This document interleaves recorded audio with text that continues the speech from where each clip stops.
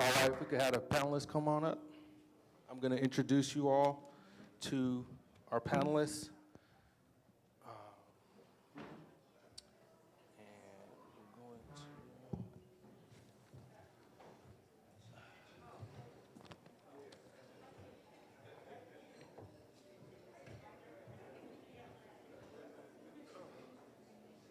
So normally we'd give you a 5-minute break. We're not going to do that.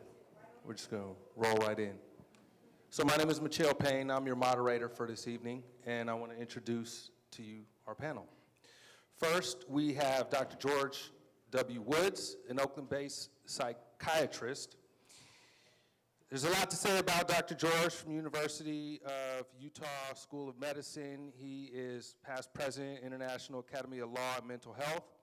And most importantly, he's here to talk with us about this very, very important topic. So please welcome Dr. George Woods.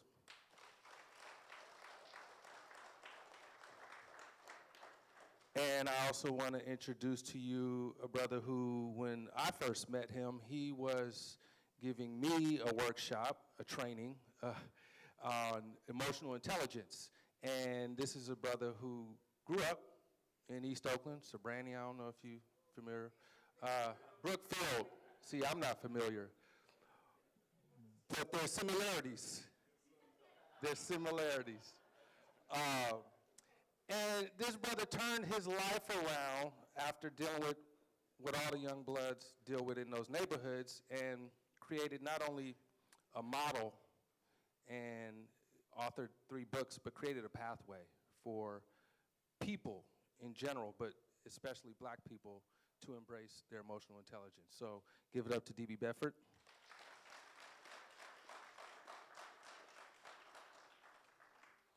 And before we jump into the questions and the panelists, I'll share with you all an experience that I had around emotions. A few years ago, my life went through significant turmoil, and I had to work really hard for about 9 months to get myself on my feet, get an apartment, get a job, get a bunch of things in place, and it was tough. And what I did was I focused on the relations, the loved ones, the friends, the work that I've been doing all of these years, and just poured myself in like I normally would do into helping others. And doing what I had to do. I was exercising, I was taking vitamins, I was doing everything I needed to do, and I was suffering. I was in some serious pain. And being, trained as a therapist, I said, well, I'm exercising, I'm eating right, I'm writing stuff down, I'm journaling. There was one thing missing. It was like, well, Michelle, did you deal with your emotions? And I hadn't. And so, like my left brain self, I scheduled some time. There's this one Stevie Wonder song that is amazing. So I made myself cry. I created a space. I turned off my phone. I turned on the song, and I thought about my stuff. And the tears flowed. And before that, it had only been Disney movies, and at the very end, that could ever, draw a Denzel tear out, right? But I sobbed. And the shame that comes with that was quickly replaced with this overwhelming sense of being human, of being a person, right? And recognizing the next day and immediately after crying, and just like that, it stopped. And I never felt so human as after I cried. So when, and props to Mignon. Let's give Mignon a hand for doing the majority of the detail work on this event. It was a lot. But I just want to share that story, and I want to launch us into the wonderful discussion that we've prepared for you all today. So first question is to DB. So DB, growing up, what was your experience as a young boy when it related to what you were told about crime?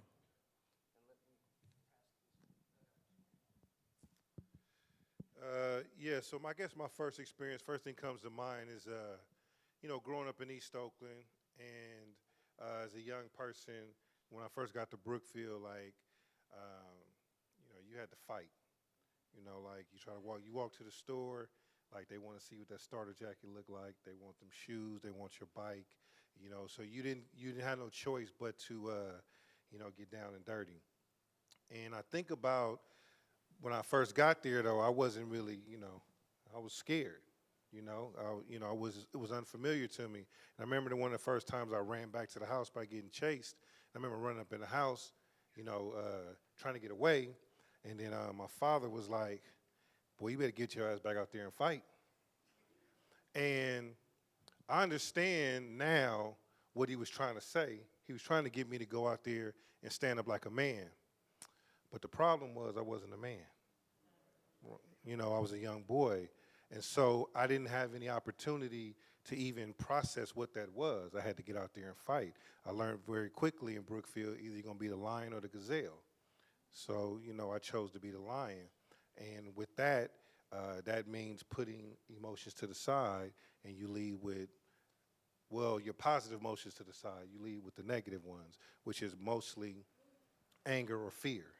So as far as I can remember, I just don't think, or if you got a whooping, anybody here got a whooping before?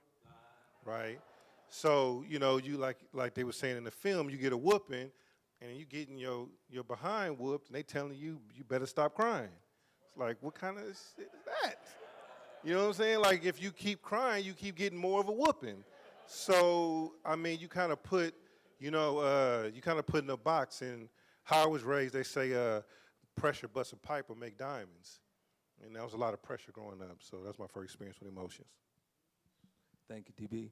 No, hold that, because I want to ask you a question. You got the next one. So, in your experience as a psychologist, based on what DB was saying about the messages he got, give us sort of an analysis of what that's about, and what are some pivots or adjustments we would make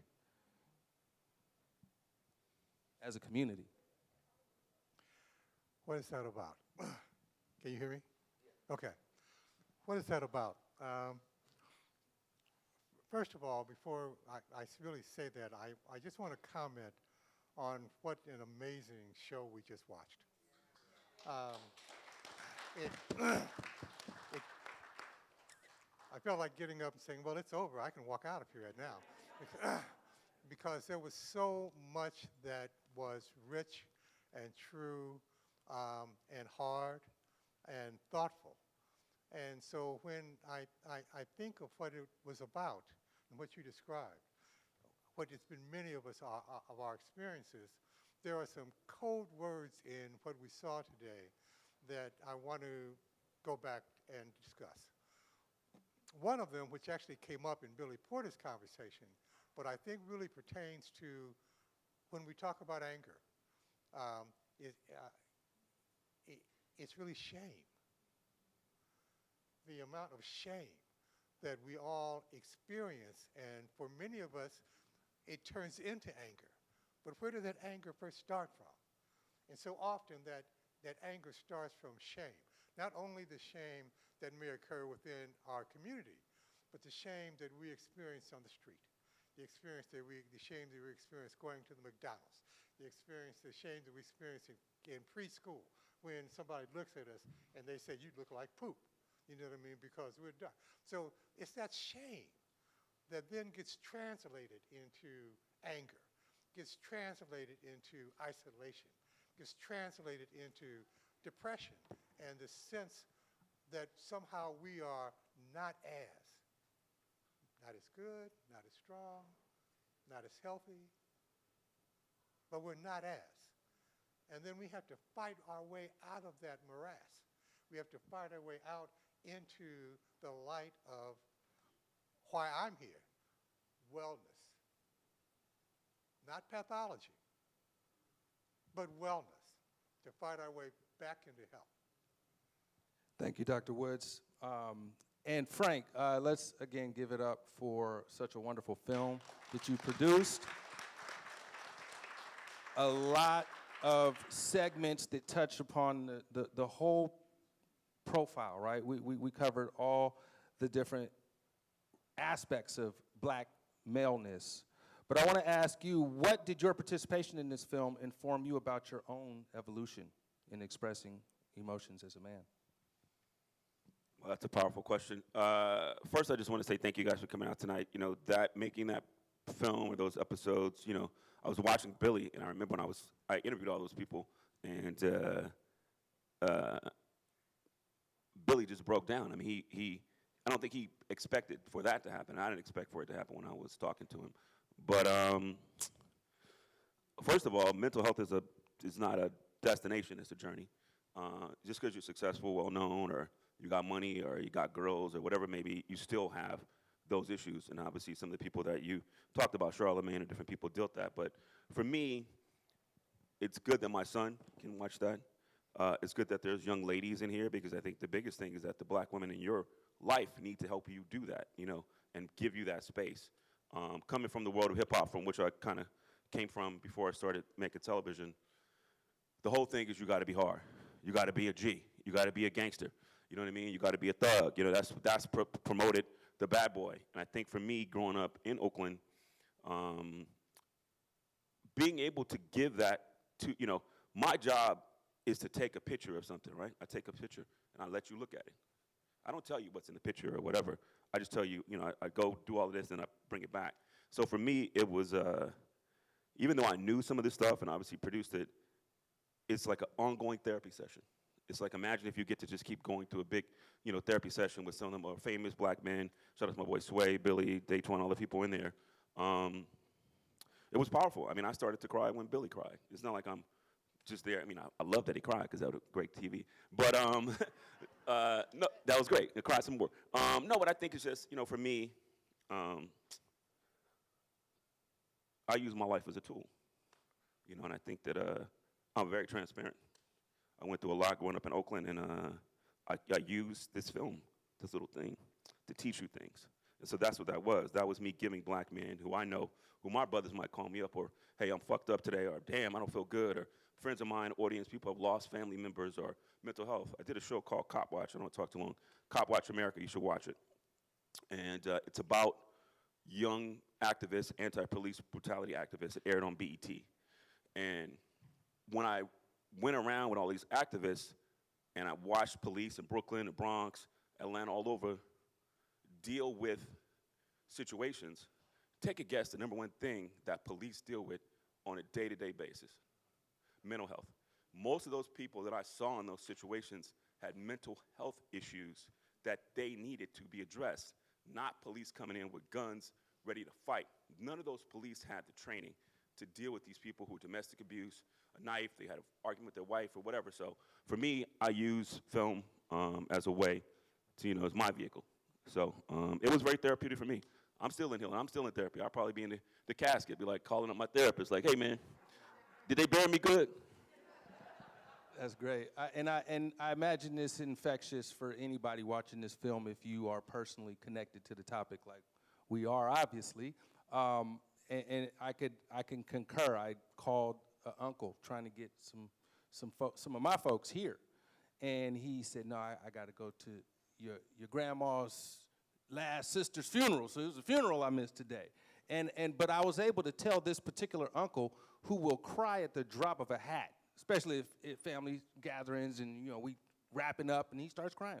So I told him, I said, well, I'm going to miss you, but I just want you to know that you have been an example, the chief example for me growing up as my uncle, as a man who can balance his masculinity with his emotions, right? And my mom called me today about how he called her up and started crying about how touched he was, and how that was the first time a man has said that to him, let alone a black man, let alone somebody in his family. So this film definitely has an ability to touch all of those around us. And you had I just want to make a quick comment to what you just said, and say something that I've actually never said before. I've been in therapy for about 30 years. I'm 74 years old. Hey man, I'm feeling good. Hey, and it's real. It's not all real, but it is. And I'm in therapy because of something that you said that I want to make sure everyone understands. Therapy is really not about your problems. It's about your potential. Right? It's really about who you can be. I was in therapy for a couple of years. I thought I was doing fine. I started getting out, and the cat said, no, no, no, no, no. He said, you just started to stop putting out the fires that you kept starting. Right? And so in the same way that I get up at 6:30 in the morning and try to do this boot camp to keep control of this hypertension and diabetes, you know what I mean? I see my therapist every week. It's not about my problems. I'm fine. Been married 50 years. Things are going great, right? It's about the potential and success that you want in your life. Thank you. So DB, I wanna ask you another question. You told us how, as a 9, 10, 11-year-old, you experienced shame for not being a man, right? And we experienced that shame for being 10 years old and not being a man, right? It's not like, why are you expecting me to do this? So what was your pivot like? And talk to us a little bit about when you started to discover your emotions and how valuable that was. Who did you share it with? Who was the first to witness that? That's a loaded question right there. So I mean, there's too many ways. There's a lot of ways to answer that. But you know, when you say when was my pivot, you know, one of the things I think that we don't talk about a lot is the fear that we live in, and really like the fear of that you might see me, like for who I've been trying to hide behind for all these years. And that could be anything, whether your parents, you know, got divorced, whether you know, you got family secrets or whatever it is that you're trying to keep people away from. And so growing up in that neighborhood, I had to lead with fear. And you talk about the pivot, I guess the pivot came because I became so aggressive with it that I ended up almost taking somebody's life before. And I did that by chasing him down the street and trying to kill him over something super, super small. But in the moment, right, it's like I felt like I had no choice but to do it. But when I was in jail, sitting in jail behind it, all of a sudden I realized that that was very petty. And it's something that made me, you know, start thinking about, and it's something that I teach now, that, you know, putting things in perspective, I learned to live and understand that the higher the emotions are in any situation, the lower the logic tends to be. Some of y'all missed that, so I'm gonna run it back. The higher the emotions are in any situation or any conversation you're in, the lower your logic tends to be. So because we're leading with emotion and the emotion of fear, growing up in those neighborhoods, the type of decisions that I was making was causing me continuous pain on top of the family secrets, right, that we all probably experience.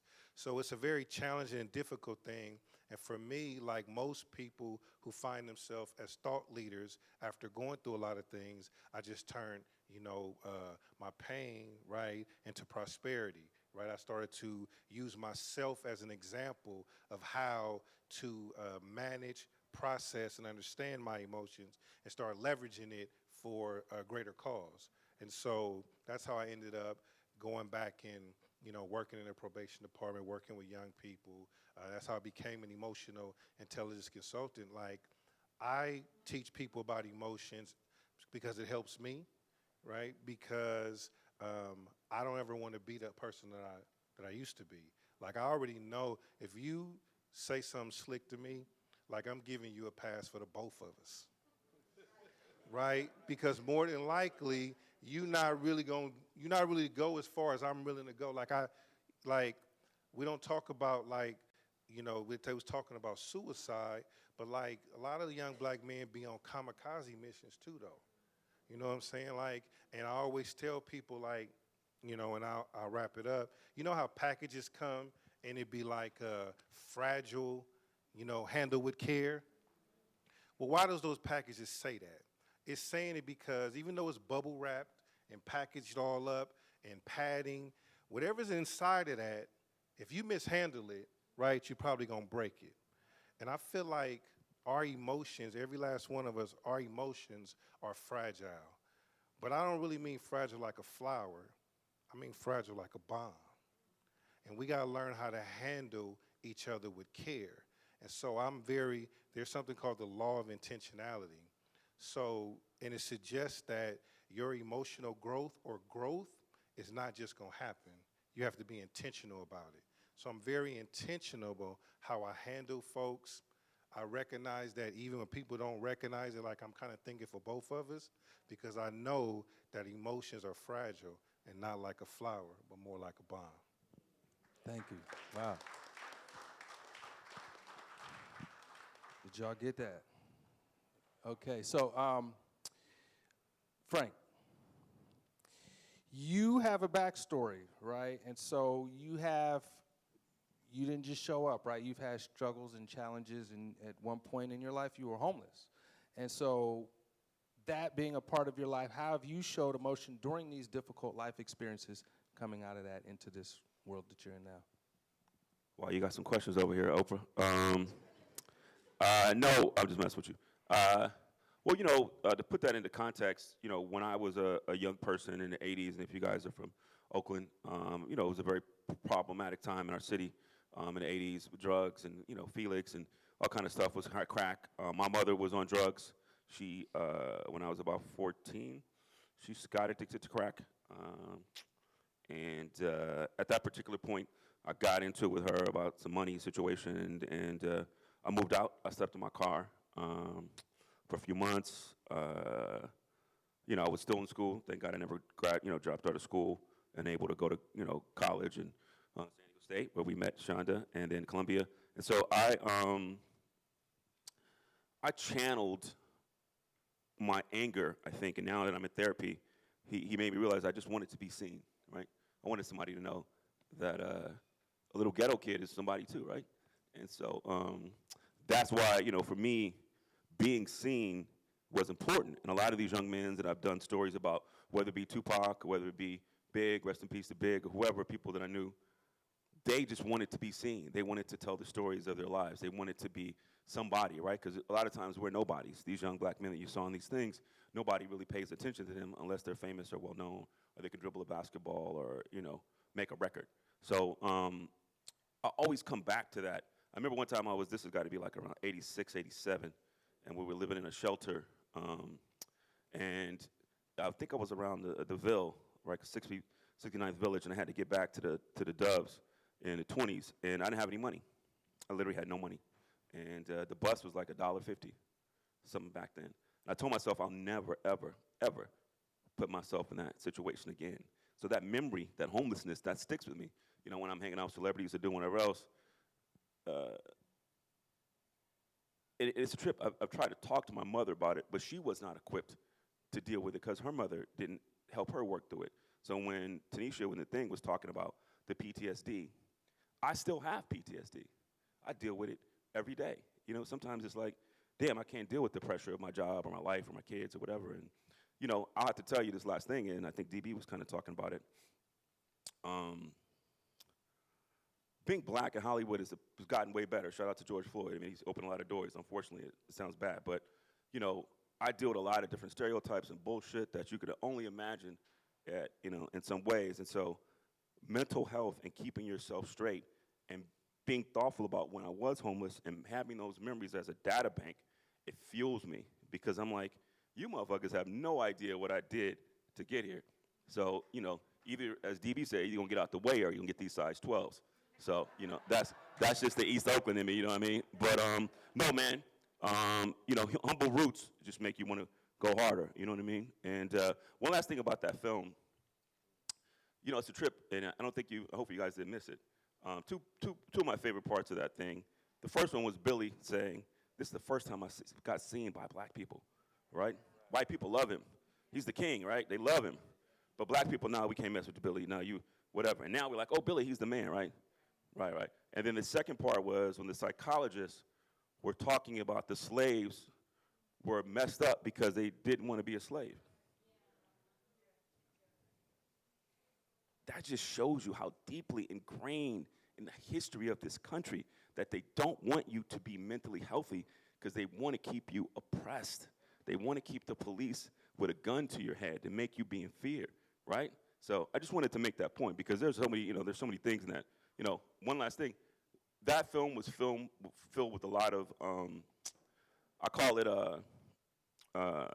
candy and vegetables, meaning I gave you some candy, inspiring brothers doing their things, making great things, but I also gave you some vegetables, which is what you really needed to eat to make you feel good and digest. So, shout out to the candy and vegetables in there too. Right on. Thank you. So we're going to actually take some audience questions. Do you guys have any questions? We're going to take them in a second. You got a comment? Or you'll be the first question. We got one more. I want to ask one more question for Dr. Woods. How relatable is DB and Frank's story and experience to what you see in your practice? And if you could go even a little further and talk about how does childhood trauma, how do we, because what I would say is we need to assume certain levels of trauma in everyone, and how do we come up from under the trauma? So most of my career I've spent with people on death row. For the last 30, 35 years, I've worked with young men and women on death row across the country. And there's a question that I always ask, excuse me, when I first meet someone, Tukey, I don't know if you guys knew who Tukey was. And it sounds like a sociological question, but it's really a neurological question. And the question is there any difference between the young person, because typically they're 16, 17, 18 years old. I do primarily what we call habeas work, so I see them 10 years after they've been in, maybe 20 years after they've been in. And I say, is there any difference between the person that came in here 10 years ago and the person I'm sitting in front of today? And when they say no, I know that there's a neurological problem, right? Because they were children when they came in. Right? Oh, I'm sorry. They were children when they came in. They were on the streets fighting for their lives when they came in. And now they've grown up in a cage. And they have some understanding of what life could have been. And it's frightening. A mother, and this actually is a rare case because this is an innocence case, but a mother whose son was set up at 17 in Kansas City, Missouri, went and saw her son every week for 24 years. One day she was sitting there, she saw him every other week. One day she was sitting there and she saw this older man coming toward her, and she didn't think much of it. She's waiting for her son. He walks by, he stops at the table. She doesn't think much of it. She looks up and she realizes it's her son. She finally saw him at 41 and not at 17. He had been 17 to her for 20 years. So what do? We look at the fact that, as you said, we have all been traumatized in some ways. We've all been traumatized in ways that we don't really understand, and in many ways, we don't really even feel because it's so much a part of our lives. It's so much a part of how we hide, of how we laugh, of how we look at the things, that we don't really think about it. But we can all pivot. We can all pivot because, as my mother used to say, the weak ones died on the boat. right? We have a resiliency. The fact that we are here, the stories that we've been told here tonight are stories of resiliency, are stories of wellness. And I really think that, frankly, social media is going to make a significant difference in being able to get those stories and get that health to health, not illness, not pathology. Get that health to people that aren't going to be coming to me, aren't going to be seeing therapists, but are going to be picking up the emotional intelligence that they need to make a difference. I'm optimistic. Thank you. Thank you very much. So we'll take some questions from the audience. Dr. Lenore? Yeah, this is a tremendous presentation. I think we should give them a hand. This is a great. About 15 years ago, I interviewed a young black man, who felt that shame was the basis of all the pathology, most of the pathology we see among black men. I have not had another word about shame until this particular event. As I think back on my own experience with my own father and my own family, shame was the basis of everything that we did. And I wonder if, whenever we talk about good health, we talk about three things. We talk about diet, exercise, and stress reduction. But really, isn't shame more important than stress for black men? And do most psychologists who deal with black men understand the impact that shame has on the pathology that they have? So that was a graduate school question, but I'm gonna answer it. Well, I have a faculty of graduate school people. Thank you, Dr. Lenore, and it reminds me of a point that I wanted to make that I didn't make, which was the crying and the shame that comes with crying, right? Because as a man, what are you crying for? You crying because you were defeated, or because you lost, or because you were somehow less than, right? That's where the shame comes in. But then how do you know true pride? How do you know true confidence, right, if you don't have both sides? And so it's kind of a pathology, like you're saying. If our whole goal is to be invincible, then shame has no place in our conscious mind, right? And so, but then that's what handicaps us from, being accountable to our feelings and not blowing up over a little thing. So thanks for that. I want to give you guys, it's on my spirit to share this with you guys. I want to give you guys a quick life hack. And you can go ahead and use it. This is one of my DB-isms. So when you use it, let them know that DB laced you with this.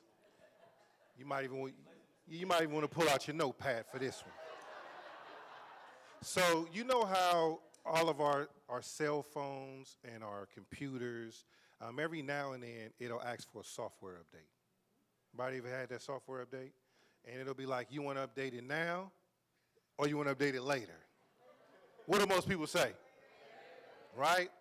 And then you keep pushing later to eventually, right, you got to plug the phone in, let the thing do it, right?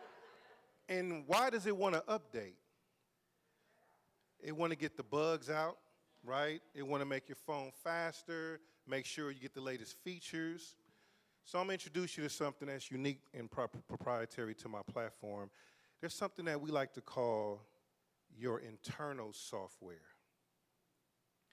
Your internal software is made up of three elements. It's a combination of your beliefs, your values, and your life experiences. And this is how you show up every single day: what you believe, what you value, and what you've been through. Now, here's the catch. A lot of your beliefs don't even belong to you. They was downloaded to you at a young age. Come on, follow me. Your values, some of your standards, you got from Big Mama. But that don't mean she was right. Right? Some of the things that your parents taught you don't mean it was right. So you continue to grow and you hold on to these beliefs, these values, and some of these life experiences, and they're outdated. A lot of us have not updated our internal software. So some of us, the reason why let's just put it this way, you guys. There are a lot of broken children riding around these adult bodies, which is why sometimes you look at somebody and be like, really? Because they're showing up, right, on some outdated information of things that's governing them. And to me, that's a life hack because most people have not just sat and thought about the things they believe, the values that they have, and how long they hold on to past life experiences. And if you take a moment to update your internal software, right, you will begin to free yourself. You will give yourself permission to be able to process the things that's happened to you. And if that's going over some of your head, let's just think about like what you were taught about being disrespected. Because I know a lot of us in here, if somebody disrespects you, what does that mean? Looks like she's shaking her head like, you gonna get it, right? And when I was younger, I had a long list of stuff that I would not be disrespected for. But then you get older and you learn like that list is like that small now, right? Outside of you trying to put your hands on me, you could probably get away with it because I don't give you that kind of power. But if you buck up against me and I determine something's being disrespectful, what is the next thing I'm gonna do? Based on what I believe about disrespect, where I come from, I don't have no choice but to cause harm to you. At least that's what my old belief is. My new belief says you can have that, right? But it wasn't until I updated that and processed that I could be the man that I am today. Doesn't mean I'm weak, soft, punk, none of that. Like I said earlier, I'm giving you a pass for both of us, right? Because it don't make no sense to go to the extreme. It doesn't make no sense to over-argue with you or to not like you. Like if somebody hears somebody don't like them, what's the first thing you say? I don't like them either, right? But you really ain't like you really don't like them. You just don't like the fact that you think they don't like you. Right? When you was little, they say use your words. Like nobody want to use their words and find out what it's about. And I'll wrap it up by saying, within that, we have to be mindful of our emotional biases. And there's something called projection bias that I bet you everybody in this room do. And that all that means is that when somebody does something or says something that you don't think it should have been said that way, it should have been handled that way, the first thing you do is look at them crazy. You'd be like, why you say that? Where they do that at, right? You are projecting out how you think something should be handled. But the reality of it is everybody is programmed differently. So every time you try to tell somebody what they shouldn't be doing, every time you talking mess about somebody, I mean, nobody in this room do that, but you know what I'm talking about.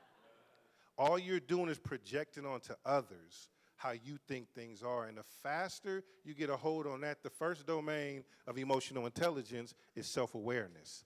And you have to be mindful of your own mood, your own attitude, and the energy that you bring to any situation. So we like to encourage people to vibe responsibly.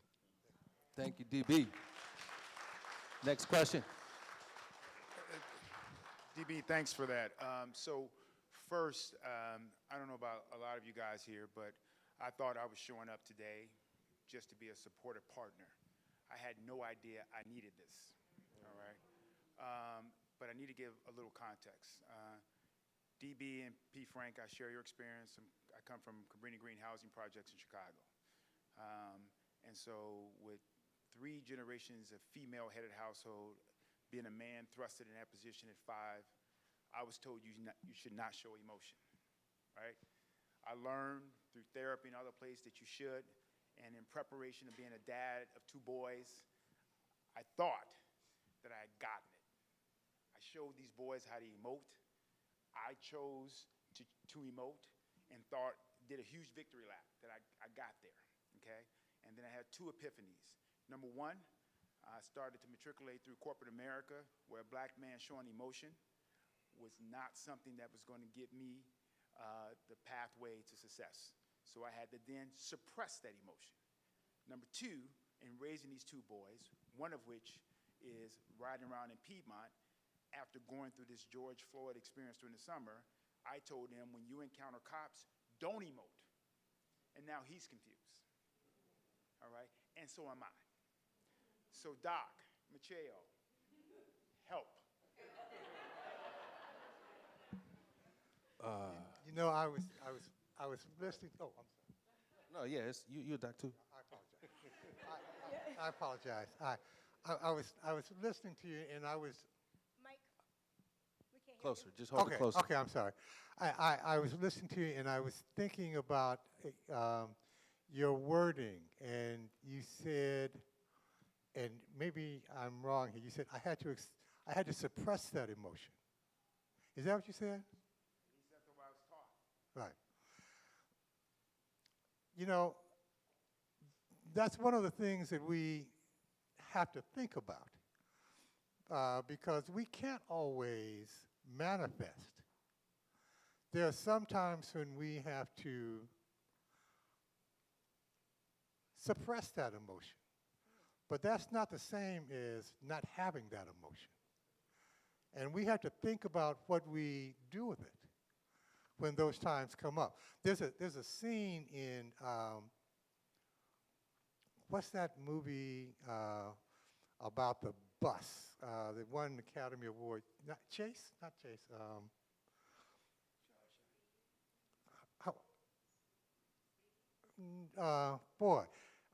The Crash. It's Crash, and there's a movie. There's a scene in there.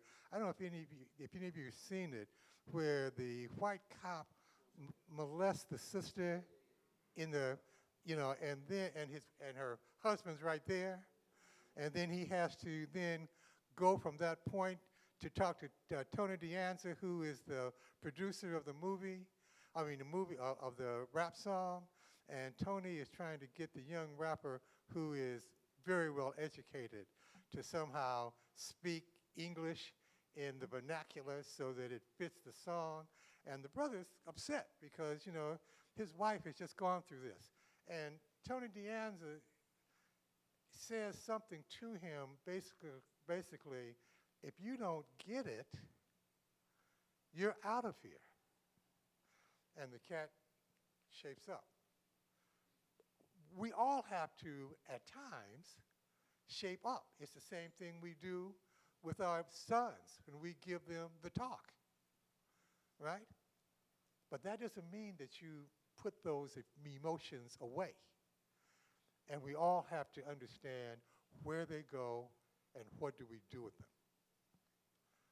And we all have to have these pockets that we put them away to clean those Augean stables. So thank you, Dr. Woods. I will add to that and just say that we got more than 5 emotions, right? It's not just anger. So, therapists, we had this chart. It's got like how many? 100 different faces with emotional descriptions. So it's not to not show emotion. It's don't be angry, don't be pissed off, don't be indignant, right? That's what we're trying to do. That's the whole respectability piece, right? But it's also about staying alive. And so what we have to do is develop a broader range of emotions. Okay, officer. No, I'm a little nervous, actually. I don't know why I was pulled over, but I'll comply with it, right? So being able to navigate one's own emotions should be the next level. Until we get to that point, right, DB, everybody, they had to, be in training for a while. But once you get to that point where you're accepting responsibility for your emotions and the actions that come from your emotions, then it's not about not showing emotion. That sparks fear in other folks that encounter us. And it multiplies when we're with our children and we're trying to be protective. And so that's the illogical reality of our response and what actually brings us out of a situation safely. Yes, please. And there's something when it comes to emotional intelligence that we call situational awareness.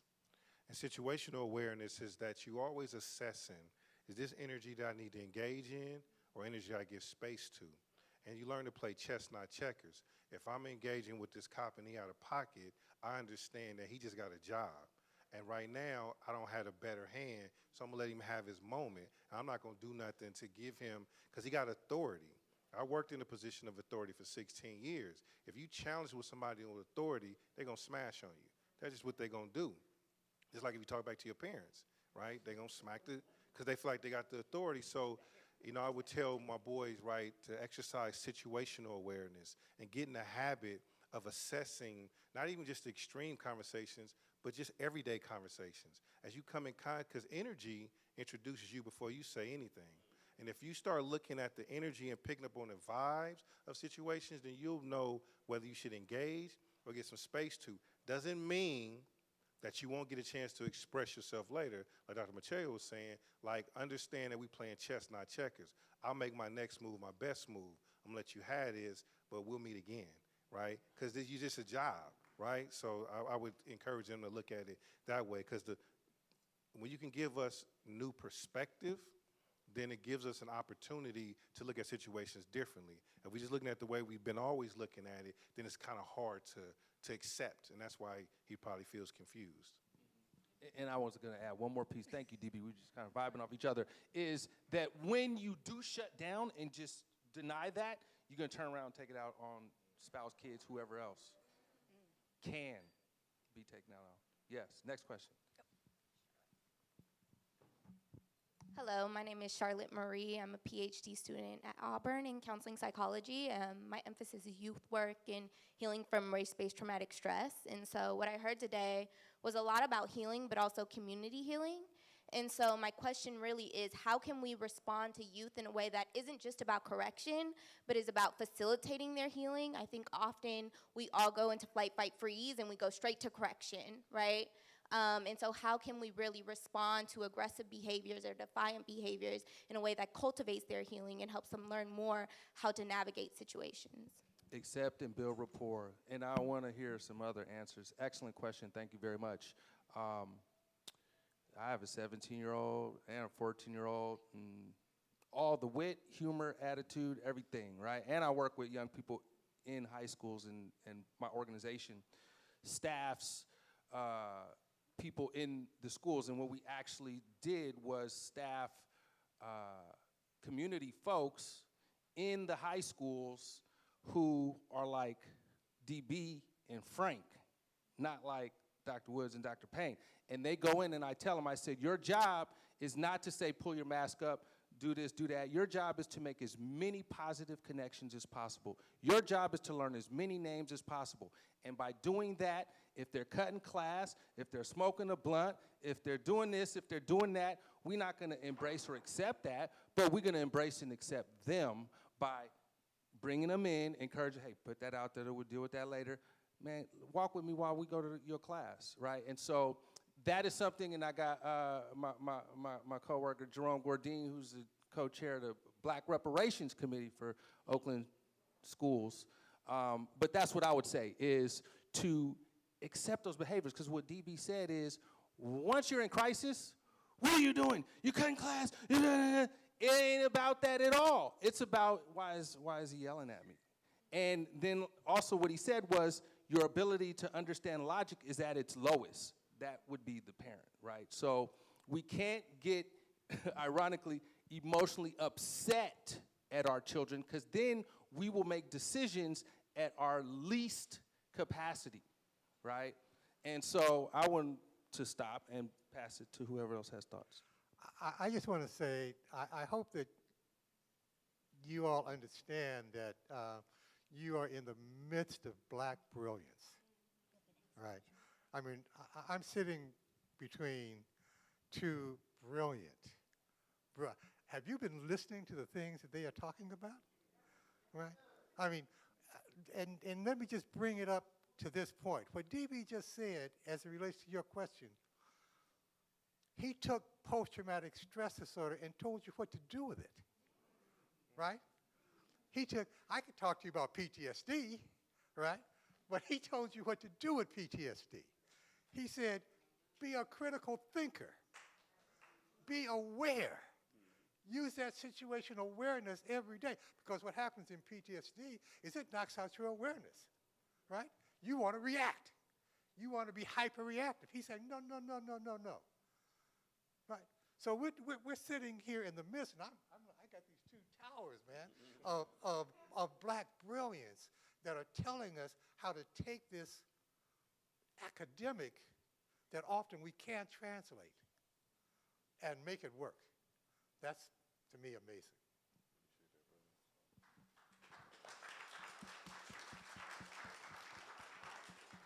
All right, how y'all doing tonight? Well, one thing before Charles asks a question is that I think that a lot of times we talk at our children, we don't talk to them.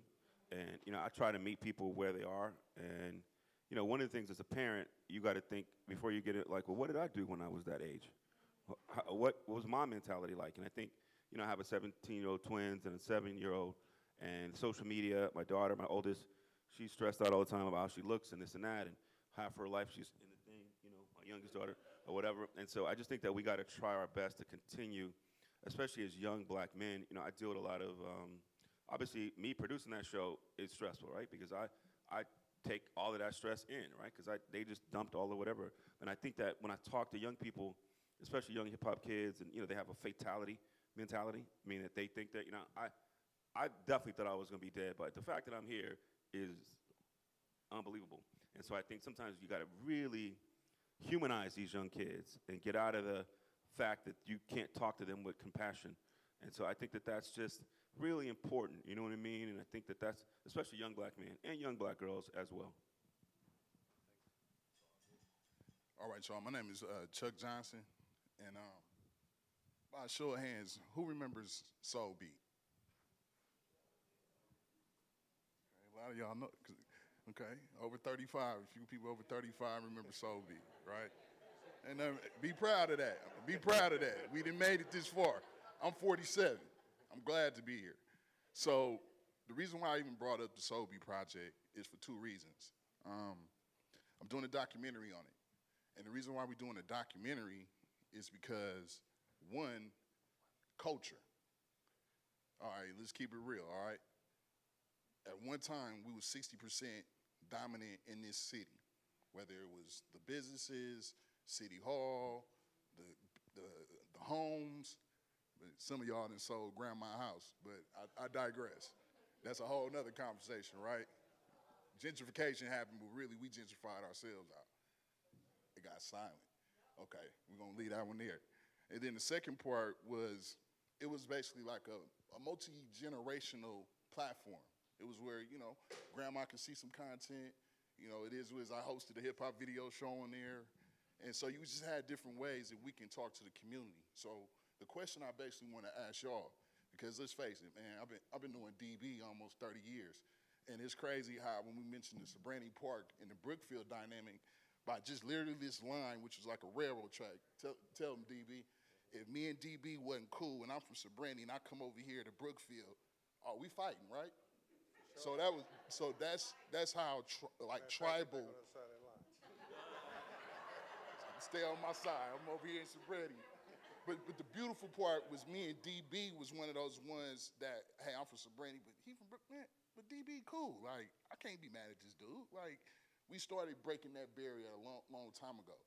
But the question I guess I want to ask is, let's face it, y'all, we was born and raised in a mixture of the Black Panthers and the Ward Brothers and the Mac, right? Some of us went all the way to the Black Panther side. Some went kind of towards the Mac side. Some of us kind of swirled it.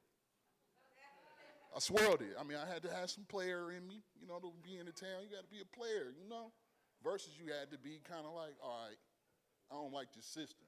This ain't cool. We need to change it. So the question I wanted to more or less ask is, we need a communications bridge to holler at these youngsters. Because me and P. Frank was just having this conversation like, man, these youngsters is bipping. They doing this, they doing that. And what did I say to you, P. Frank? I said, it's your fault. Why I say it's your fault or our fault? We don't talk to them no more, man. Them youngsters, man, I'm cool. So the question I'm asking y'all is, what is the communication bridge to turn the hood back to a neighborhood? Like, what is the way we get at the youngsters where we relatable with them, but we also trying to give them the right lessons in life? Talking heavy. So I'm gonna say this, and this is just my own personal opinion. So I worked at Juvenile Hall for 16 years. Before that, I worked in the court system, so I'm very familiar with young people.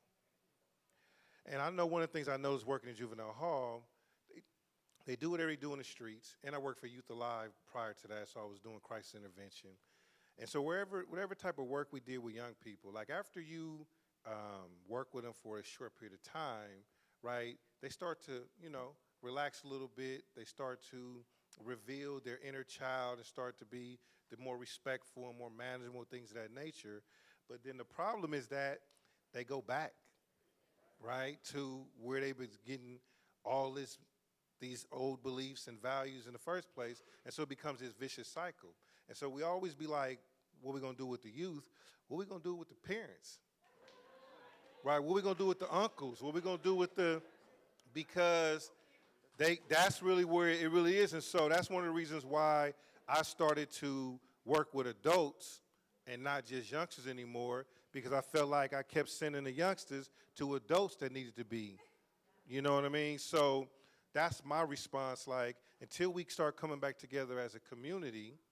But again, we don't even, when we look at each other, especially as men, I don't know how the sisters do it, but we size each other up before we even speak. I'm looking at so if you look unfamiliar, my guards is up. When we see each other, we're supposed to be leading with love, right? But we don't do that, and where does that come from? So we are already just separating ourselves. We are in a lot of different silos, so it's going to be very hard to get to the root of the problem. We got a lot of people putting in a lot of good work. But when you throw out that question like, what do we do? It's like, it's a loaded question because it ain't just them. You know what I'm saying? Like, them guns got to be somewhere, right? Everybody in here know, I got family that's off the hook. You know what I'm saying? And I can't really get a handle on them because they out, So it's like, it's deeper than just what we're going to do with them, because the people who gave birth to them, the people who got them to where they at, they don't even hardly respect them. So it's like, it's a lot of work that need to be done. And I think people are starting by doing it in their own way, but until we come together more unified, I think we're going to always kind of keep spinning our wheels. That's just my perspective. Well, Chuck and I were just talking about, I was mentioning to him, I'm doing this show, and it's about high-profile hip-hop crimes. And so I was talking about these young kids and why these young guys killed each other, certain really well-known rappers. And when I was researching why it happened, it was the most stupidest kids in here you could think of. They got mad at each other on social media. They're on Instagram Live. Next thing you know, 2 weeks later, they saw the other guy, they argued and they shot each other.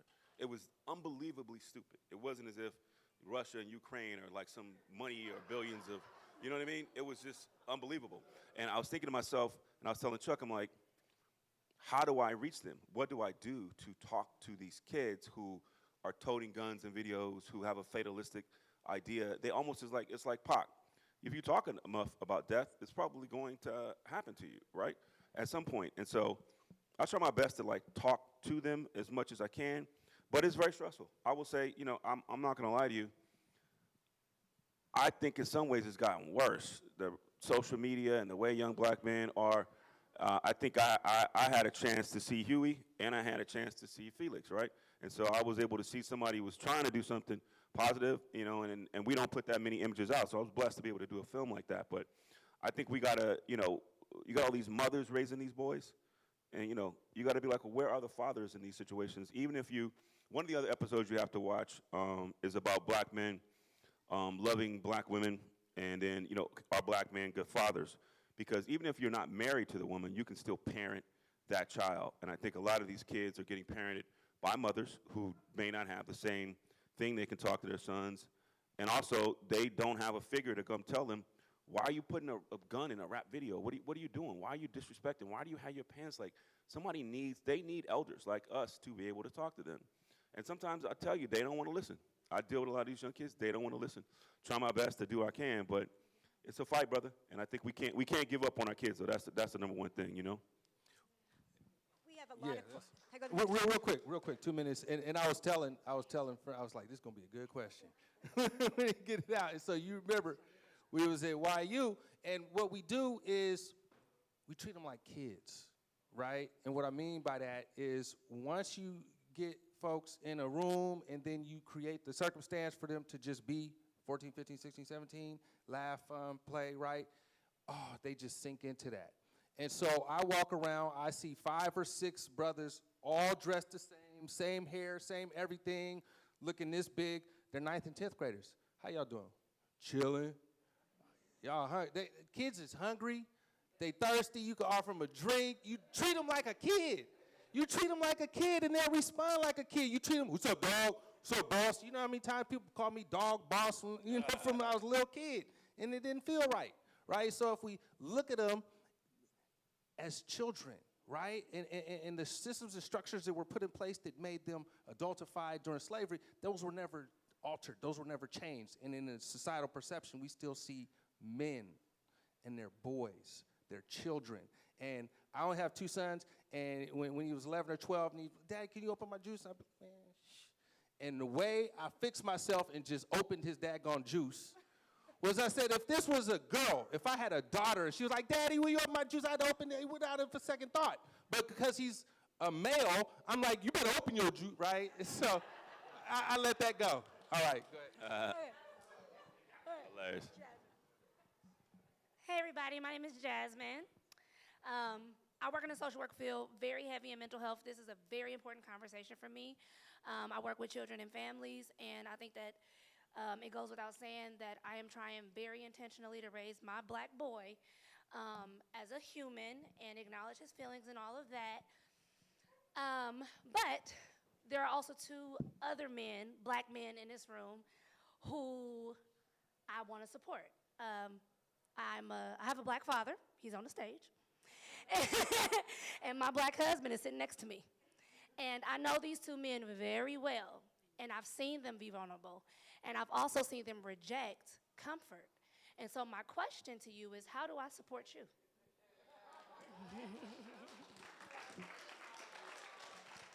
Wow, that's a powerful one, DB. She got you over there. I think they related to you, maybe. She's trying to see if black men cry. Is he the black man crying? Why you doing like that? She took a personal jab. Yeah, no, Jazz. Like, I think by showing up today, I think by you just modeling, the things that I've tried to download to you coming up, is very supportive within itself. But then, like I've always told you, just check on me. You know what I'm saying? I always say like that line from the Denzel Washington movie, who cries for a little boy that cries inside of me. So just to check in every now and then and just see how I'm really doing is all the support I need. Hey, you a social worker, work your magic. I'll share something, and I think we were talking earlier, I was talking to Monique and Mignon. There's a gentleman named Shakir Stewart. I don't know if you guys know Shakir. And then there was another guy named Chris Lighty, who was a well-respected music executive. And I produced a show about both of these gentlemen. And unfortunately, both of these young men took their lives. It's a very, very heavy situation. But one of the things I remember when I was producing Chris's show, and I'm just in relation to your question, Chris Lighty was a manager for 50 Cent, P. Diddy, Mariah Carey, like extremely well known. He did 50 Cent's Vitamin Water. But Chris was having some mental health issues and wasn't, like Kanye, wasn't taking his meds. You see where that happened. And what happened was, when I was researching it, I ended up getting Chris's medical records from his wife, who he had some stress with. They were physically abusing each other. And one of the things that Chris said in there, which is really dealing with what you said, in his own words, he said, I've been protecting everybody else. Who's looking out for me? He had been taking care of his mother, his brothers. He'd been the man his whole life. He'd been taking care of everybody, right? He's been DB. He's making sure you're good, making sure your emotional situation is there. But when it was time for his situation, he felt alone. And his mother, while he was going with this, was trying to get some new tires, right? She wasn't saying, damn, I might need to just stop and take care of this son who's been my husband and a father to my kids. And so I'm saying that, when you're thinking about the black man in your life, maybe instead of you arguing or lecturing on him or doing whatever that moment is, you might take a moment to just think and put yourself in his shoes and try to think about his mental health. You know what I mean? And I think it's just like proximity. People usually kill the people closest to them. It's better if you love the person closest to you right? Because they need that the most. So this project is about uplifting black men, trying to do that. And the only person, not the only person, but the main person that can help black men is, take a guess, is the black women in their lives, whether it be their daughter. So my daughter texted me right now. I'm sending her pictures. She's like, oh, that's a deep question. So, you know what I mean? You know, and I think that be my peace. Just be my peace and support me and love me. And if you got to chastise me or say something or do it in a loving way, you know. And I think that's really important. That your question is humongous, because you're this rib right here. As Earl always say when he talks about his wife 40, he says that's his rib, right? He calls her his rib.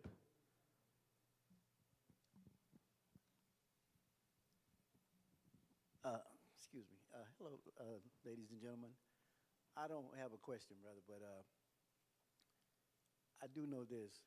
I spent 41 years in prison. I don't have to tell you why. You can figure it out. And if you want to know the answers to the questions that you've been asking and what they're doing, go into prisons. You'll see how your children are treated, and you'll get the answers how to correct them. Believe me, I know.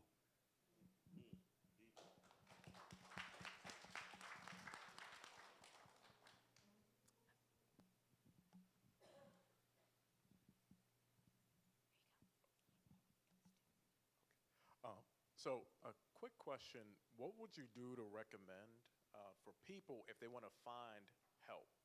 Because like Taraji said, like for her, she had that celebrity status and she was able to find people because she had that money. But for people who don't have that level of money or that level of prestige, what would you do or what would you recommend for them to find that help that they need to speak to somebody? I'll tell you, I am finding incredible help in social media. I'm seeing groups that, as we saw here on, one of the things that you want to separate out, and it becomes very important to separate out, is the difference between serious mental illness and the day-to-day traumas that black folks go through. And I'm not saying that they aren't serious, but I'm just saying we're here tonight, right? Many of us are working. Many of us are taking care of our families.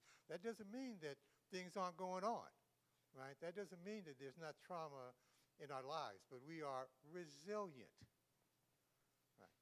We are resilient. We're able to make it through to the next day. And it may not be that you need a psychiatrist. It may not be that you need a trained therapist in that sense. But I think to have a collection of people that support you and care about you, and what I'm seeing on TikTok, which I'm on all the time, or Instagram, which I'm on all the time. I'm 74, right? And I'm on it all the time because I see revolutionary things that are happening in social media, and things that are really underground that don't get on CNN, that don't get in the New York Times, but that are changing people's lives. I have a daughter that I'm not going to give her age, but she's a marriage and family therapist, and she keeps me with my ear to the ground because it's not all about sitting in someone for 50 minutes, but it is about having that collective support. And that's where I would start. I mean, you're here at the African American Wellness Project. You came to Ground Central to get some help. Lincoln Families, like you in the room with, as we say in the streets, you with the connect right now. So, you got the plug. So you just got to plug it in yourself. And I have to say to him, I just turned 50 years old. I've never seen so much conversation about mental health. The fact that I'm even producing a show about black men and mental health shows you the progress. I would have never been able to got this on television 5 years ago. And so I say utilize the resources, go online here, social media. There's so many black wellness projects across the country. It's almost exploded in the last few years. So, go look for it. And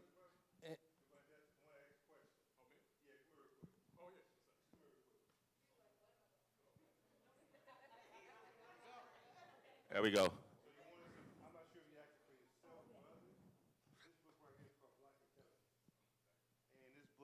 collection of some of my dopest DB-isms. But most importantly, I interviewed about 20 to 25 people in our community, ranges, from as young as my daughter to the elders from different professions. The black voice is inside of here, and probably everything that you or whoever you were speaking on behalf is inside of this book, brother. So here's my help from me to you.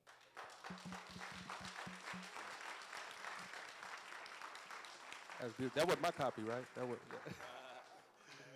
Right on, right on. So, in addition, right, traditional therapy through your health care and all of that is more of like a, because really the hospitals and the healthcare, unless you're like trying to kill yourself, which we ain't gonna admit, right? It's not a lot of help for you. So really look at it more, less as an intervention, but more as a lifestyle that you're beginning to incorporate of wellness and health and things like that, and then you will find answers everywhere. Well, my name is Michelle Phillips. I just moved here about 2 months ago from Baltimore, Maryland, and this was very loaded for me. I want to speak to the gentleman right here. I became a correctional officer when I was 19 years old, and when I tell you I saw black men at the worst of their worst. But while I was going through the process to become a correctional officer, I had to talk to my father. My father was a single father who raised 2 daughters. And a reason I say that is because what you gentlemen felt as young black boys, I felt as a young black girl. My dad took me and was like, "Oh, you want to fight my daughter? Come on." So that balance, that nurturing that you get from your mother, I didn't get. So that toughness, that hardness, that fight, every day, even when I was going through the process being a correctional officer, my dad was like, "You start, you finish. You don't stop." That fight is still very much in me. I am my father's daughter, right? But listening to y'all, I'm consciously unpacking what he instilled in me. And don't get me wrong, my dad is an amazing man. Love that. I wouldn't be who I am, a strong black woman, without him. But I don't think he understood the unforeseen consequences of raising me the way that he did. For me to be emotionally detached from individuals and then have the nerve to tell me, "Don't let your pride get in the way of your progress." So I say all that to say is I'm watching you all unpack this for me. So I thank you in that, right, as I'm trying to sift through this success that I don't think I would have had without him, but maneuvering it in a thoughtful and emotionally intelligent way. So I thank y'all for having the courage to do what you're doing and to educate us. And don't forget about these young black girls who were raised by amazing black men. Thank you.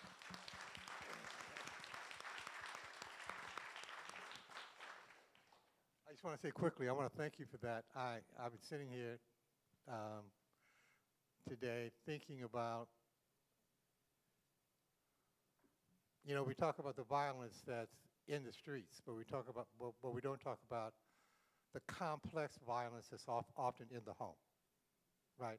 And that's the violence that is kicking your ass and loving you at the same time, right? And that's a tough one to deal with, right? I mean, that's a tough one to deal with when you get knocked around and kissed the next moment, right? You don't know what to do with that. And so you grow up and you become successful, and yet so much of that success is based upon what you saw and wanted to make sure that they appreciated you, not what you wanted to do. And you end up having to learn about yourself, and it is unpacking. Didn't know if anyone was going next. My name is Benine. I work in tech, and I recently relocated here out from New York. I just want to thank you all for this conversation as well. You all kind of touched on this earlier, but my question is more pertaining to to your point around one of my beliefs, which I think love is one of the strongest forces in the world, right? And one of the things, like, I think what I've been hearing is like the traumas that we've all experienced, and even within your film, people coming from different parts or economic backgrounds and levels in life. And I think regardless of the life experiences you've had, this topic I'm bringing up around dating and relationships. How are you all teaching the young men to be more emotionally available? Because I feel like I grew up throughout an age where I saw technology grow. Like, I didn't have a phone growing up. I remember the flip phone invented and like, Blackberries, all these things, working in tech, and now working in the metaverse, which is the next revolution of, our digital society. And so aside from all of that, and like you said, it really starts in the home until you make a choice and decision that you no longer want to make whatever value or belief you were downloaded with to unlearn or learn something new that you want to move forward and teach your family or children or whoever you influence in life. So really kind of want to understand, how do you teach men, and what do we need to receive as Black women to understand, how we can support you all to be more emotionally available when it comes to non-platonic relationships? Oh, well. So, well, first, right, we learned the anger response from modeling, right? From, oh, that's what they're doing. So same thing, right? Expressing emotion in front of your children, expressing your emotion in front of a group of men, right? Expressing your emotions to other men in your life, right? So the way I'm answering it is not necessarily what Black women can do or women can do, but when you see that in men, right, when you see the ability to express emotion, right, that's what's signaling to the boys, I can do that. I can do that too, right? And so I'll stop there. So for me, I have to be honest about, my experiences. So I got mama issues, right? So, my mother left when I was like 8 years old. And, most of the time the father leaves the house. So for me, it was my mother. And to this day, my wife has to be very patient with me on being able to allow her to love me, right? Because I know, and we've talked about this, I always, for myself, I'm always like on edge feeling like one day she gonna leave me, right? Like my mother did. I feel like it's, at some point, but we talk about this and she be like, boy, I just said put the dishes in the dishwasher. I know about you, right? Like everything is like sometimes to the extreme for me. Like she's like, what are you talking about, right? And so we have to, and I'm thankful that she's patient with me like that. And so I would say for me, one, I have to own my own stuff before I could teach my son, right? And so I try to teach him to be a gentleman at heart, and to just care, you know what I mean? And then allow, like, because you have trust issues, because you don't want to open up because you think somebody's going to abandon you. And so my son doesn't experience that, but I think when you ask the question is, how do I teach, or what would I do, or any male who's trying to teach their children, you have to be honest about like the stuff that you have, or other than that, you just transferring it to them. Now, of course, it's not always bad, right? But there's a lot of that's in there that they talked about generational trauma, right? Like, so unconsciously, you download, that's why we was talking about, like, they say in parenting, like, either you are an emotional coach, right, or an emotional dismisser, right?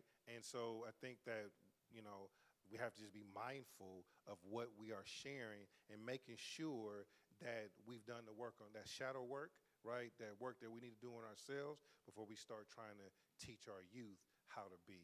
And so I would respond from that lens for whoever's listening or thinking about it and trying to figure it out. Cube say, check yourself before you wreck yourself, right? I think I say this a lot. I say that every day, like everybody at some point find themselves in the mirror, but very few people make eye contact. You make sure you look good on the outside, but very few people stop and just kind of look to see who is showing up every single day. And I think the more that we work within, right, then we'll show up better, right, on the outside. So.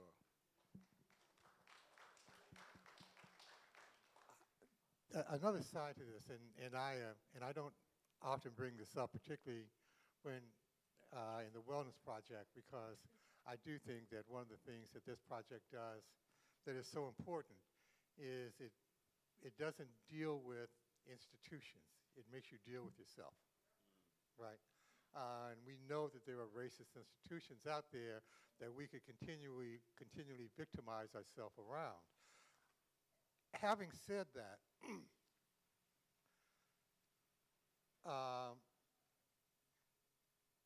the pressures on men and women to actually treat themselves with respect are so great today. When you listen to much of the music that my granddaughters and my sons listen to, that I listen to, that I like the beat. And, and then hey, right. But I think about the music even as you go back. When I go back into James Brown singing, "This is a man's world," right?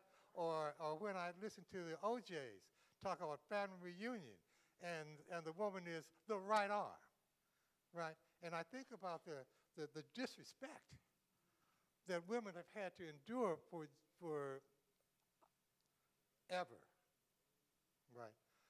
To be able to overcome that and to make sure that, our black sons respect the women in their life, starting with their mothers. Respect them and appreciate them and recognize their brilliance and the role that they're playing. It's so very important.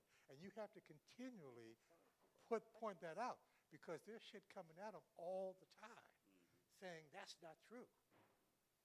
So I just think that's important. So we're being live streamed right now, and I have some questions on the live stream I want to read. One is, what particular issues should parents of gay boys focus on to support the emotional well-being of their sons? So. One, right, we know initially we're treating all boys as humans, right? And then the masculinity piece comes in with sexuality, and it's really something that complicates the situation, but we saw it in the film.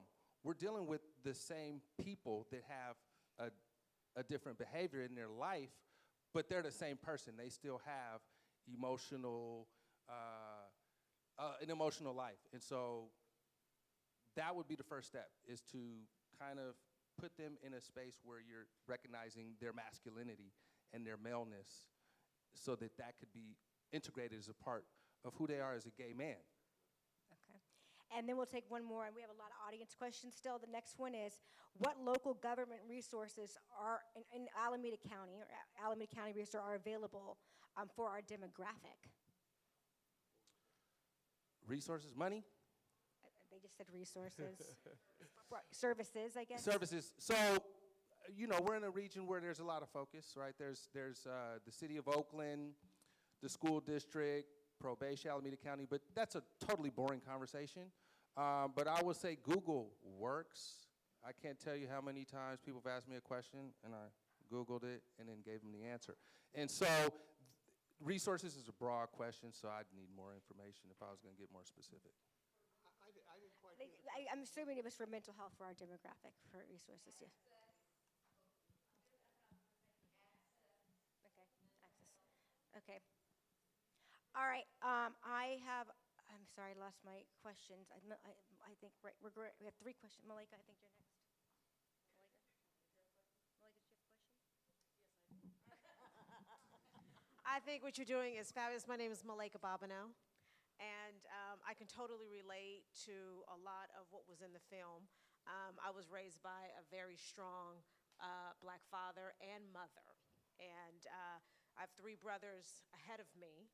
And so growing up in the early 70s, there were three things that I heard constantly that stayed with me was, at the time, don't bring home D's and F's, don't get arrested, and don't get involved with a white woman. We don't want cops coming to our door, you know? And so you hear that as a child, and you just, it stays with you. So as I grew older, these were things that I looked out for as well and somewhat preached or repeated, not realizing it wasn't for me. But what I wanted to bring to you for discussion, or just what your thoughts are, is when you're raised very strongly as a black woman, I realize now with my brothers, they have emails about me that I'm not included. And one would always say, well, you need to watch how you talk to us. Well, I don't speak any differently than I did before, but my dad was very big on don't cry, don't show emotion. The first time I saw him cry was the day before he passed, because I said, don't pass on my birthday, which was, and he waited a day after. And so now I've gotten in a few arguments with my siblings, and they'll run to my mom, and it was how she said it. But when did you become so sensitive? You know, when we were all raised a certain way, but then when I look at relationships, it's, well, you sound like an angry black woman. And it's like, well, I'm trying to talk to you, you know? But the in-your-face part that may shut you down, what's the best way, even through therapy, and as an adult, because we all change with time, that is more acceptable to finding peace in a relationship with the man?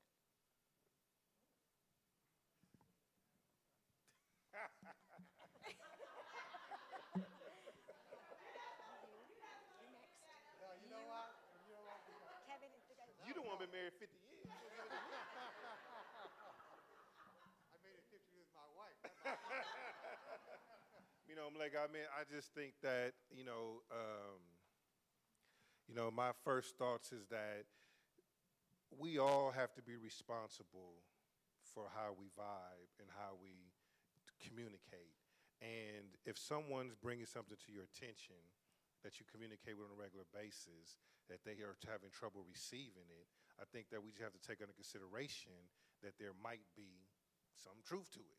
Like, a lot of times we be like, you just taking it wrong or whatever, but like when somebody brings something to our attention and you hear it kind of over and over again, like, I'm not saying you got to change, that's the first thing you tell yourself, right? Always been like this, but I think that when you kind of navigate through life, what I like to call just an open-minded approach, and what I mean by open-minded means that you stop trying to look for right and wrong or good and bad in things, but you look for understanding, because we always raised that if something is bad, you punish it, right? If something is wrong, right, you shame it or you discipline it. So unconsciously, as adults, if you're talking to someone, or you're engaging, if somewhere in your mind think that they wrong, they out of pocket, you don't like it, then you shift to that side where you engage from that side from a negative standpoint. And I think that if we could just try to understand where each other is coming from and not try to like knock it down or say it's not valid, I think then you can find a new space to come from. And you just got to make adjustment. I don't think there's no cookie cutter answer, but it's definitely worth taking into consideration. And I would add, like, how many of you in the room have ever felt on a regular basis like that somebody didn't really understand you by how they responded or reacted, right? So that probably happens with us, right? How we're perceiving people's actions. So to DB's bias confirmation, no, what do we call it? Projection bias. DB's projection bias, where somebody does something and you know exactly what they did and why they did it, and it annoys you because they trying to get at you, blah, blah, blah, and right? So a way to get out of that is you just come up with 3 reasons for anything you think somebody's doing. Why 1, why 2, why 3? Why did he say that? Well, because I guess he's offended by me. Or I guess because, and if you can come up with multiple reasons, then you make your own personal certainty less important. That's the important piece with trying to understand people, is trying to understand that ain't nobody gonna really fully understand you. And so when you take that into account, trying to understand other folks, you allow some leeway and try to get the understanding at least that could be agreed upon. And then go from there, because if you don't believe the person you're talking to, then you're not gonna understand them. And sometimes we don't realize that we're expressing disbelief by asking questions multiple times, do this, repeating ourselves, repeating what they're saying. It's communicating disbelief. I don't believe what you're feeling. I don't believe what you're saying. I don't believe, right? I don't believe, right? And so we have to dig a little bit deeper when we are, faced with feedback, right? So it's just something that helps us disconnect from, and when we're talking about siblings and family, all bets are off, right? But at least in a working situation when you're with other folks, you can give people that grace. All right, next question. Let me take it a little bit, maybe a little bit differently. And the reason why I say this is because everything I learned about psychiatry, I learned in sales school. I used to be a salesman, and I was a salesman before I went to medical school. Medical school didn't teach me a damn thing about how to get along with people, right? But being a salesman taught me how to get along with people. It taught me how to talk with people when they didn't want to buy what I had to sell. It taught me how to treat people when they tried to lowball me and I was trying to make some money. So everything I really learned about being a psychiatrist, I actually learned at IBM in sales school. And that's particularly true with my sister, right? I try to be a salesman with my sister because it's my family. I have to get along with her. There's nothing psychological about it, right? It's family, and you love them, and you want to get along with them. That doesn't mean that you have to give in to everything, but you may want to figure out, how can I make this sale? What do we need to do to make this sale so that we can just get along and show that love when it comes? Thank you. First of all, it is hella cold in here. When did black people start enjoying this cold? I don't know. I too grew up in deep East Oakland. I graduated from Castlemont High School. I lived on 96 and Birch Street, 100 and C Street, Funktown, 11th Ave, and Foothill. I know, Felix Mitchell, Mickey Moe. So, Dr. Payne was one of my professors. I'm now a licensed therapist. I provide psychotherapy for young individuals that look like me. Y'all clap it up for that.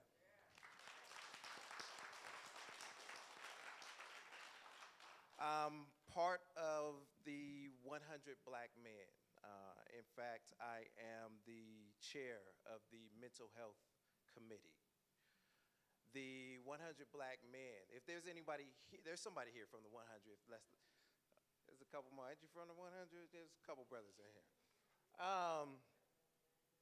The 100 Black Men, our philosophy is what they see is what they'll be. We have 4 pillars. Economic help me out, wait. Health and wellness, economic development, I got it. Education, and the reason why I joined the 100 is mentoring. The biggest resource that we have is mentoring. Every Saturday, we actually provide mentoring to black boys in Oakland. We pay to mentor.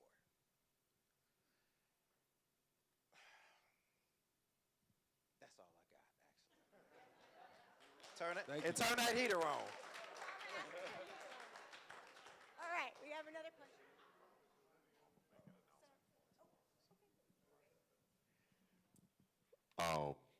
I'm actually cold myself, brother, so I feel you on that. My name is Armand. I am the former host of the Quiet Storm on KBLX. But, and I say that not to throw out credentials, sort of, but it's because I use music as my therapy. There was times I would call my lady and I'd say, I'm in here crying, because I used the music as my therapy, because I was going through things. I was going through a divorce. And I had to have a real conversation with myself, because that was the only time I had time to myself, because we don't have enough me time as men. Men, take your me time. Because if you don't have your me time, just like DB said, your emotional intelligence will be tested. So I've learned to not only talk to myself, because I talk to myself a lot now, I also talk to my lady. And I make sure she understands what I'm going through, so she doesn't misunderstand what I'm going through. Because communication is the key, and that's what holds a lot of black men back, is there's a myth that we don't know how to communicate. That's not true. So tomorrow, we're going to talk about something that one of the young ladies brought up. There's a myth that black men don't value black women. And we're going to talk about that tomorrow, because, sisters, do you feel that we support you? Be honest, do you feel that we support you? When you see us with someone that is not of our race, do you see? So we need to talk about this.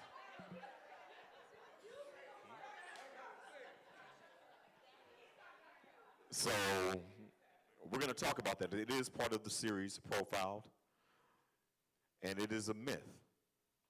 Because black men, we do support black women, but there's a lot of black women who's lost faith in us. And we want to change that narrative. But we have to talk about it. We want to hear from you. Because if we don't hear from each other, because you said competition, there are black men and black women that look each other up and down as competition. There's a new woman called the independent woman that doesn't need a man.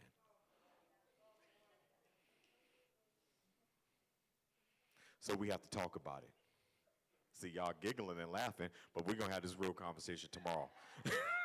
So it's going to be at M2, okay? It's going to be at M2 tomorrow. It's going to be from 6 to 9. We're going to watch the episode Profiled. Black men don't value black women. We're going to watch it, and we want to have the same feedback.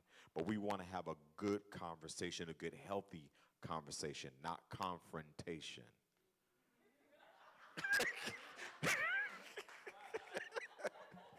They're not going to be serving drinks, I hope. And it's going to be hosted by the lady. So she's going to stand up because she's giving me direction. Yes, no, she's going to stand up. No. So we have a podcast. It's called The Lady and the Voice, and we also have a radio show. And yes, we are in a relationship, and it wasn't based on trauma bonding. No, but I have to tell you this. I do have to give him the details, because he'll forget the details. The location, the time, RSVP, I have to do that. You ladies, you understand, right? That's all. Secretary. Thank you, secretary. What is the first 3 letters of manage? Man. M-A-N. Thank you. So, brothers, I'm going to pass it back to you. We have a question.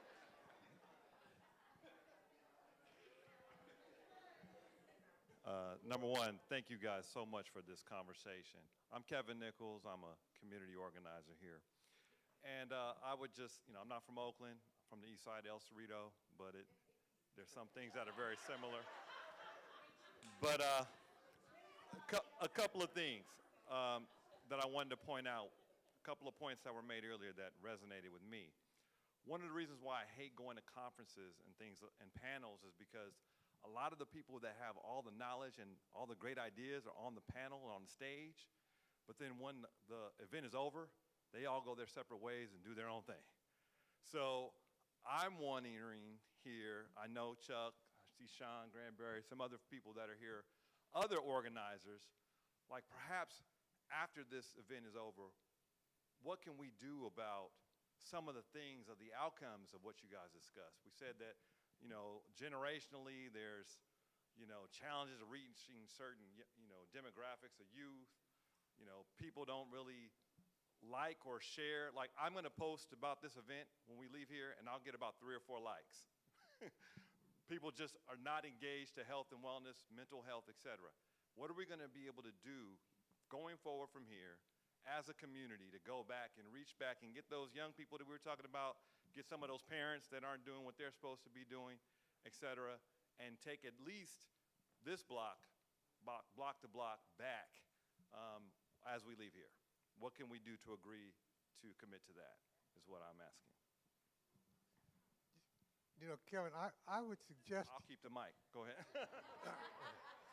I would suggest, and perhaps I'm wrong about this, but I would suggest to you that one of the real issues that I see in Oakland and across the country is that there are lots of people doing great work, but nobody gives them any credit. I mean, there are so many organizations in Oakland. I'm consistently blown away by the number of organizations, the 40 and 40, ARC, just numbers and numbers of organizations that are doing great work within the blocks, but nobody connects them. You don't see them on Channel 2. You don't see them get the credit that they deserve, and it makes me wonder, how can we actually raise them up? Because, I mean, I could give you 20 groups in Oakland that are doing tremendous work, and nobody really knows anything about them. So I don't know how that happens. I don't know how they get connected. Well, I have an interesting vantage point where I see a lot of organizing. I see a lot of organizations working together. I see a lot of committees. I'm on more Zooms in the evening unpaid than for my regular job, right? So I think it's happening, Kevin, and I think that if we really think back to 20 years ago, right, this was non-existent as a movement. So your question really speaks to how focused we are on this moment, which is important. But recognizing and understanding, taking a step back and saying, damn, we have come a bit of a way to get to where we are now, right? And so sometimes it's about just accepting that and saying, okay, here we are. We ain't solved the relationship thing yet. We just scratched the surface. We're going into other topics, but the commitment to continue, like, I'm gonna get one of them jackets, so he gonna be hearing from me. But I mean, just connecting with these brothers now, already being connected to a lot of the folks in this room. I appreciate your question because I think it just puts us on notice that we can hang out. So whose house? I don't know. Who's somebody got something around here? Okay. So we have a couple more audience questions, but in the meantime, as we have couple more questions left, I'm going to be coming around, a couple of us, and asking you to scan the QR code so you could do an evaluation for tonight. So that's what's going to happen now, but I have a couple more questions, and then I want to be cognizant of time. Indeed. My name is Rob. I have a question about therapy and how it might be incorporated into our daily practice. Certainly, my family tradition was, we get your loins girded and you handle your business, right? And so therapy was something that you might consider if there were a problem that you couldn't otherwise handle. It was an intervention. You all have all spoken of how you've incorporated into your daily or weekly or persistent practice. I guess the question is, how might that be done without a professional, whether it be family, friends, church, what other social mechanisms it might be, or does that not count? Thank you. I didn't hear that last week. How might that be done without? So there's therapy that's done with professionals such as yourselves. I have always considered that something that one does as an intervention when there is an issue that is beyond your capability to handle, emotionally, psychologically, whatever the case might be. You all have all spoken of therapy being a regular part of your existence. Yes? Right. And the question is whether or not there are mechanisms that are effective at keeping you mentally centered without going to a professional necessarily. Sure. I mean, when I think of therapy, I think of it as exercise. Right? To me, it's really no different than exercise. I exercise. I try to exercise, and you know, you don't have to go to a gym to exercise. I live downtown Oakland. You know, we walk the lake. We go up and down the hills. You don't have to be in a gym to exercise, but you have to do it. And that's the real question: is you have to think of it as wellness. You have to think of it as working towards your potential. You have to read a book like this. I consider emotional intelligence, the way he is describing it, as therapy. It doesn't mean that you have to be in a therapeutic relationship in order to do it, but you have to do it. And that's one of the things that, you know, I think is so important in terms of us moving ahead. You know, I don't mean to embarrass Dr. Lenore, but, you know, I consider Dr. Lenore to be a revolutionary, right? And the reason why I think he's a revolutionary is because he does the shit, right? He really does it. So you can certainly do therapy in multiple ways, and there are multiple alternatives. It's just that you have to do it. You have to do it every day or however. I was going to say really quickly, morning meditation. I do a lot of morning meditation where I take 2 minutes, 5 minutes just out of my day and just quiet and try to get myself. I have a lot of good friends, some of my frat brothers in here, people that I talk to who we have our man moments. You know, I have a couple of homeboys they may meet every couple of weeks. They just kick it and whatever and just talk about it away from the women, away from trying to do whatever. I think you should find your fraternity, find your group around you. And I want to say one last thing is that the notion that you do therapy as an intervention is extremely wrong. And I don't mean to say that to you. I think therapy is a way of you hearing your own thoughts out loud with somebody who's not your sister, your brother, your cousin, or whatever. And so it's not about your daddy died, or your uncle died, or your wife left you for therapy. Therapy is there for you to help process your thoughts and for you to have a third party who's not related to you to help you do that. Everybody that you saw in that film, they got on the other side of it. And you heard Billy talk about that. You heard Trell talking about once they were able to kind of work their issues. And it's a constant healing. You're never healed, by the way. Let's make that clear. You don't get healed. Therapy is not there to heal you. It's there to just help you be better, right? And that's all it is. And so I just want to make sure, because I think if you say that, that's really scary to me, because the point of that whole thing was to make you realize that therapy is something good for you. That's not just for you when a bad thing happens. So, you know, therapy is there for a good situation for you, brother. And I'd say mix it. Go with a therapist. Maybe you do it a few times a month.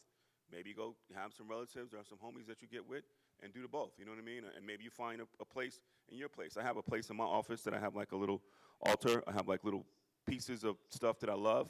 And I'll go do prayers there and talk to people or talk to my grandmother sometimes or just talk about things or think about it. You know what I mean? So therapy, you can make your own therapy session in your own world. And then as an additional resource for myself, if you're asking me directly, so my company is called I Never Worry Consulting. And so my website is ineverworry.com. And on there, I do have a program called 30 Days to Emotional Wellness. So there's a coaching program on there where you get a coaching video every day, 5 minutes or less, that gives you individual EI strategies to focus on for the day that moves you from one space to the next in a 30-day period, and then there's a book that go along with it. So while you're figuring out other resources, I mean, that is something that, like, you can hop on right now and start, you know, in the process of something that's not outside of a therapist, because our emotional wellness is very, very important. And so I broke it down to very, very bite-sized bits of information that we can take on a day-to-day basis to move into that space of emotional wellness.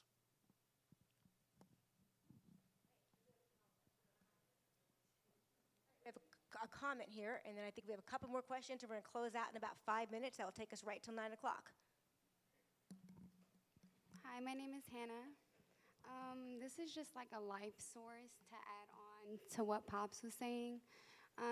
You could just take advantage of the 5 matters before the coming of 5 things. Your health before you fall sick, your wealth before you become poor, your free time before you become busy, your youth before you become old, and your life before your death. And no emotion is wrong. So. I just want to follow that up. Thank you. Okay. I want to follow it up because we think getting well is big, and it's not big. It's really these little things that we do every day, or try to do, or think about doing. When he talked about the 5 minutes per day, those are the things that make a difference in one's life. Those are things that make you whole, not well, but whole. So often, because of the trauma, we are still caught in the catastrophes, right? It has to be the biggest thing. It has to be the big step. It doesn't. It really is these small things that we can do every day that over time will make a difference in one's life. And they really will. No bullshit. I know that's the 3rd time I've used it. I'm sorry about that, but I got a bad mouth. I've been trying to control it. But it's really these little things that are therapy and lead one to wellness. I just joined a company about a year ago, and they do, for every meeting, they do a meditation before the meeting. We have 5 meetings a day. We'll have 5 meditations. When they first started, I'd be reading or watching, looking at my telephone, or I'd be doing this and another and then I decided, well, maybe I should actually just sit. I can't even sit for like 2 minutes and listen. Those 2 minutes, 5 times a day, have changed my life because I've stopped and I'm thinking about my life. And those little times can make such a difference. We have one more question, and then we have a couple of resources that people are going to share, and then we will close out. Carissa, your last question, and then. I just had a quick question about the spirituality piece. I know that the documentary touched on it, and I was wondering if you could each share really quickly, like, how does spirituality fit into your sense of wellness for yourselves? It's at the top of the pyramid, right? And so mental health is just a brick below that. And so physical wellness, support groups, friendships, relationships, all of that is under the umbrella of your spiritual understanding of yourself in the world, for me. All right. Anybody else? Okay. She wanted y'all too. Oh, thank you, sir. Appreciate that. So for me, me and my wife talk about this a lot. She calls herself the spiritual gangstress. But one of the things that we kind of code ourselves by, we heard this saying a long time ago that, we are not human beings, right, on a spiritual journey. We're spiritual beings on a human journey. And I think from that lens that we understand that it's the spirit, it's the energy that we mold with inside of us that connects us and leads us into our decision-making process. And so when it comes to spirituality, we look at the world through that particular lens.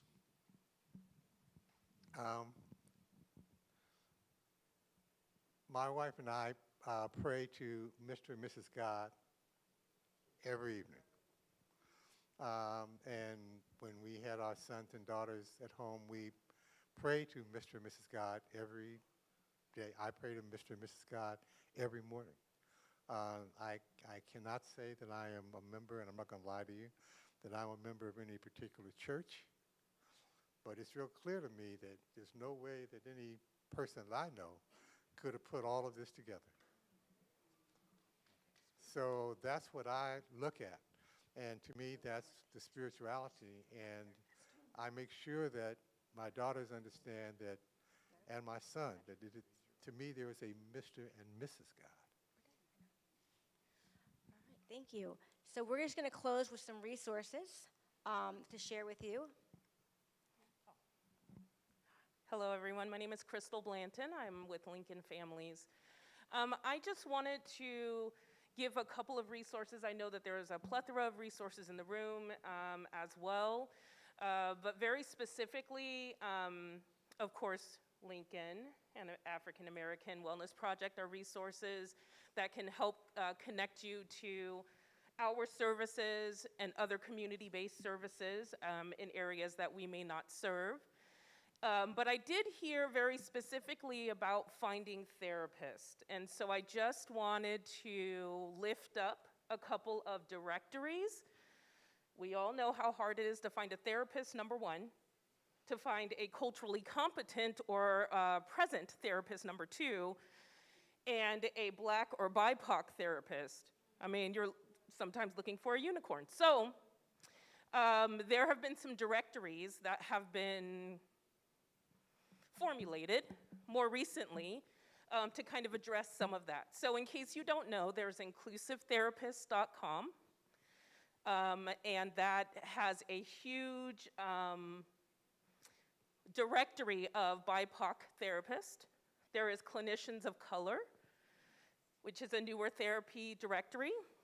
There is TherapyDen, that also has a lot of therapists of color, and it's also very social justice minded. I want to lift up a newer resource that's still being built, but it's called MEND, M-E-N-D. And this resource is specifically building a directory, but it's for therapists of color who are donating free services to other, I'm going to say BIPOC individuals, but it may be just specifically Black. In the community, with high-skilled training, EMDR, other types of modalities, so that they can do pro bono work with people in the community who otherwise cannot get therapy. So those are just a few resources I wanted to lift up that you can Google and find the websites for to get some additional supports. Thank you. Thank you, Crystal. So I want to give our panelists a round of applause.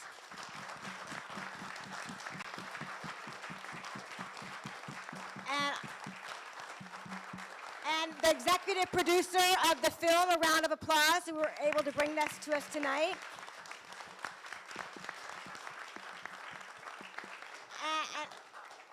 And I think I'm sorry. And I thank you all for, I'm sorry. Okay. And I thank you guys all for coming out and hanging with us tonight. I know it's been a long evening. There's some food left. Feel free to eat something on your way out. And once again, thank you for coming and participating. And one more thing, Lincoln Families offers a variety of trainings every month. You can go to the lincolnfamilies.org website to check out our monthly calendars. All right, I missed that. Oh, man, I appreciate you.